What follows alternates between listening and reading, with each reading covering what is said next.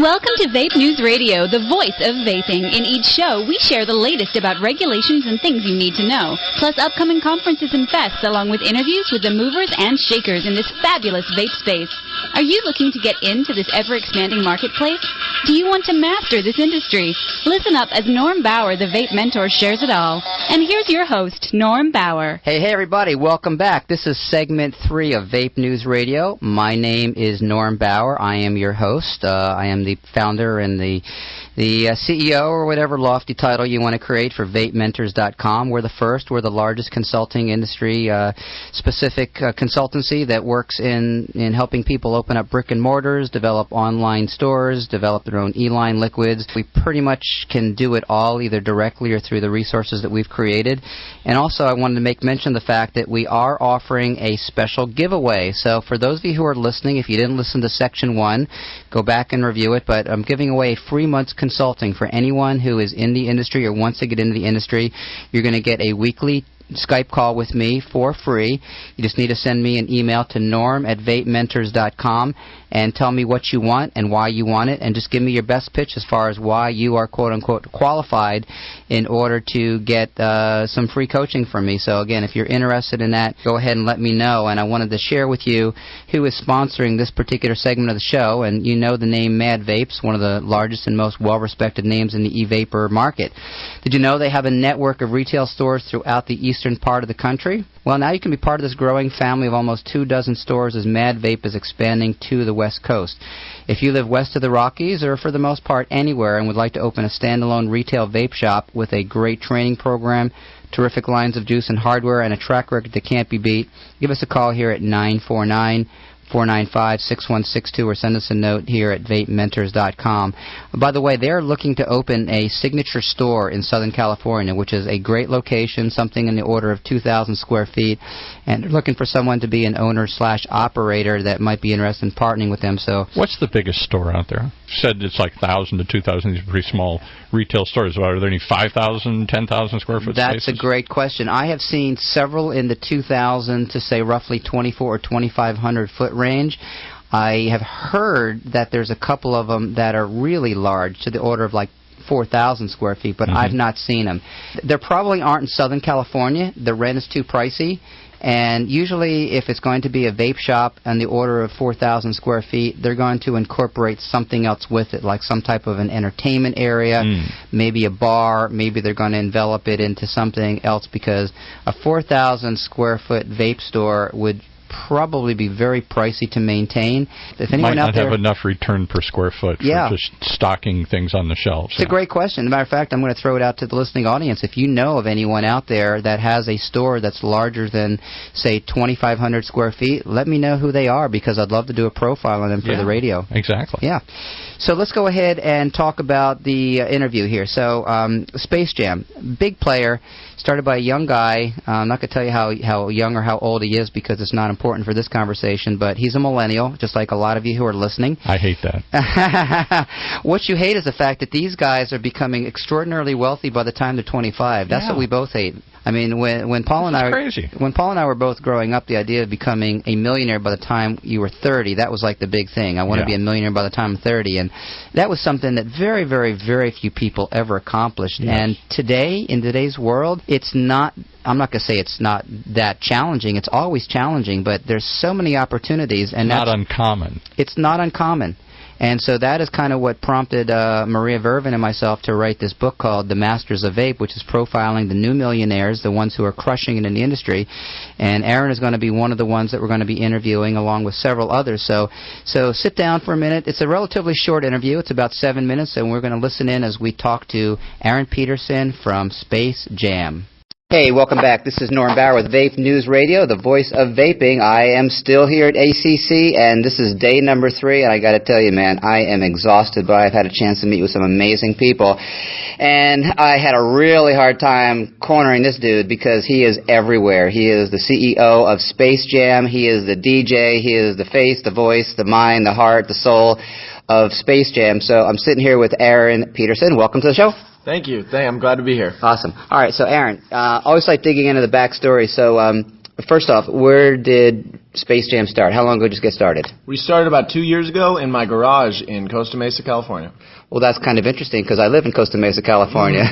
So what was your background prior to this? I worked in restaurants mostly. I was looking to be a chef, so I was working in the back of the house as a line cook. I just really got joy out of creating a dish that tasted good and looked good and could present to somebody and watch them enjoy it. Okay, so you basically took your design flair for recipes and now just adapted it to this. Exactly. I mean, it's pretty similar. We're designing flavors with natural and artificial flavoring, sort of like how they flavor candies or anything else. So it's very similar to cooking. Okay.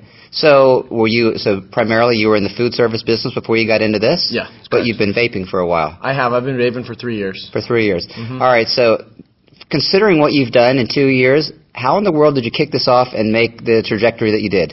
Well, to be honest, some of it has been a surprise for all of us.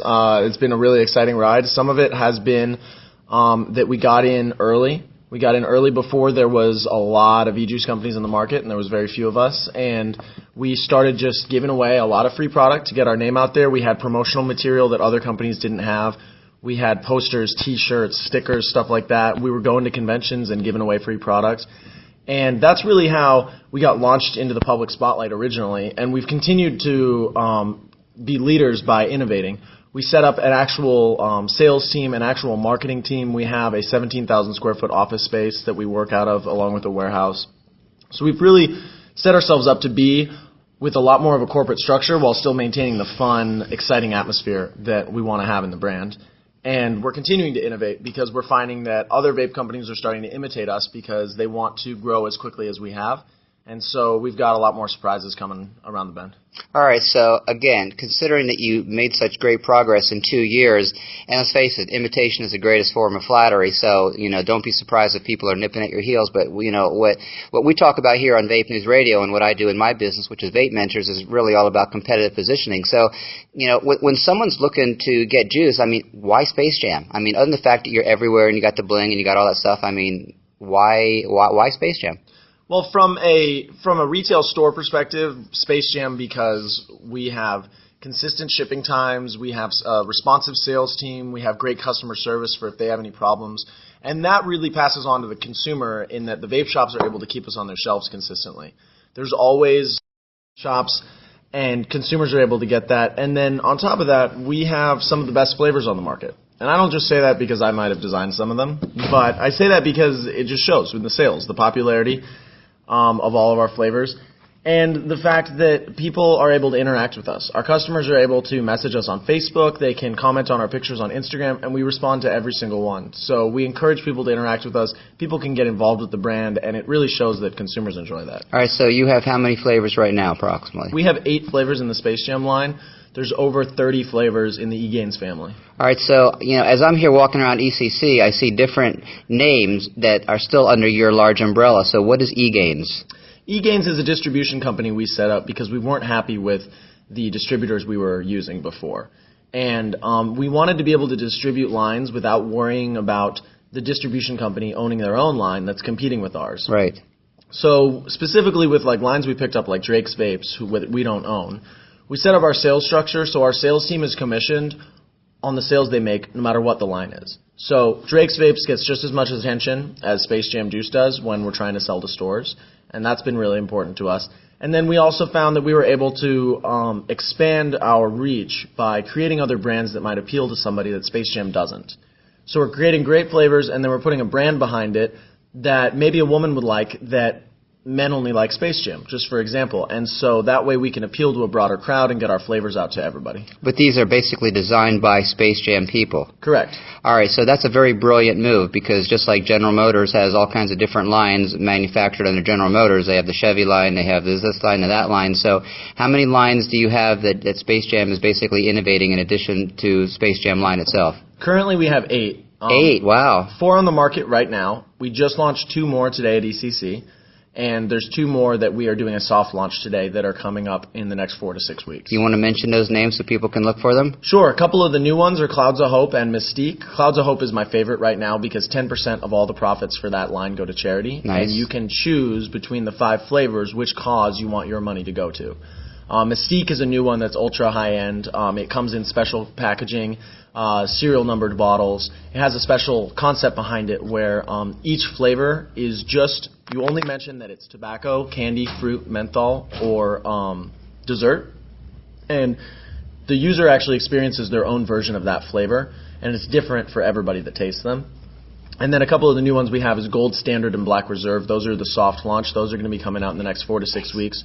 Also very high-end. They have beautiful gold and silver bottles that are going to catch a lot of attention on the shelves. That's awesome. Well, it sounds like you're pretty much looking for world domination. Am I reading that right? We're building an empire. We're trying to get our juice out to every single person out there in the world, because I know I love it, my friends love it, my family loves it, and I want the rest of the world to be able to experience it. So are you going B2C as well, or you're strictly going through wholesale and brick and mortars? We strictly do wholesale, and we work with a lot of internet partners that retail to consumers, so people can buy our bottles from anywhere in the world. All right, so, if you want to kind of leave with any kind of closing thoughts about, why Space Jam, what kind of compelling, quote-unquote, pitch would you want to leave people to listen to? I think the number one thing is our flavors have proven to be some of the best on the market.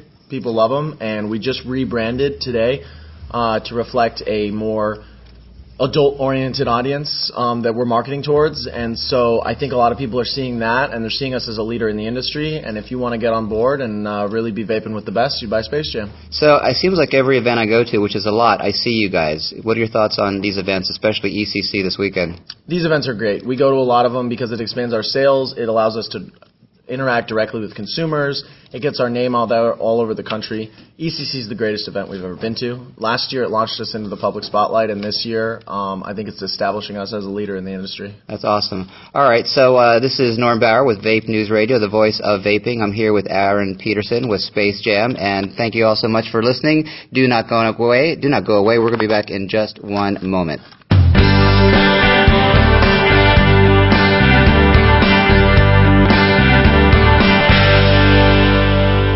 Well, what do you guys think? All right, so here's a young guy who, like most people in the industry, didn't have any experience in this business. He basically borrowed the money that he needed from a friend's father to start their store, and here they are 2 years later, major players. So if you go to any event, like for instance, I was at ECC, which had 25,000 vaping people in Ontario, California at the beginning of September, and Space Jam had the largest booth there. And they also have their online directory, which is goes by a different name, and the name escapes me right now, so I'm not going to guess at it. But Space Jam is a huge, huge player. They are international. It just so happens I'm dealing with an Italian company that was actually involved in some negotiation with Space Jam about putting their juices in their stores over throughout Europe, and they have about 350 retail stores over there.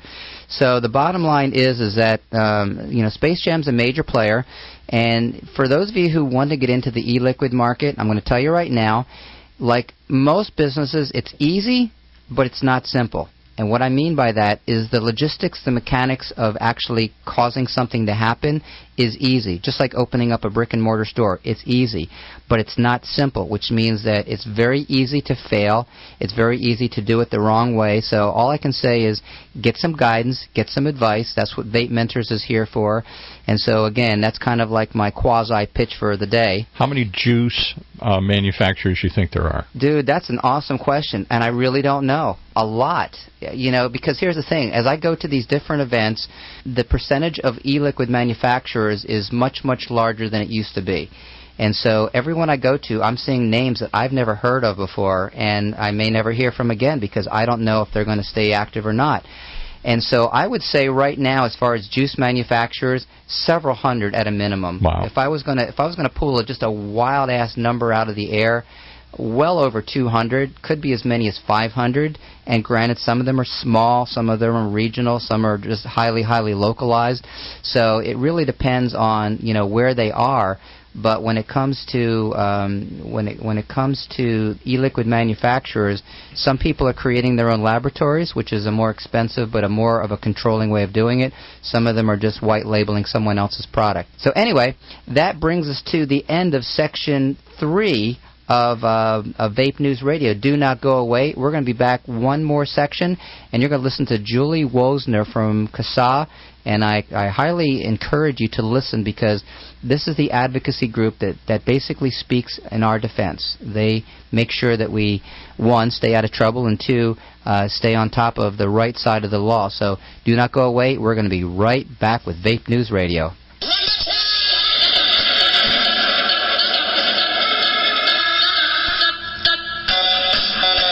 You've been listening to that third segment from the Vape Mentor himself, Norm Bauer, on Vape News Radio, talking about this month's activities in the vaping industry, brought to you by OCTalkRadio.net.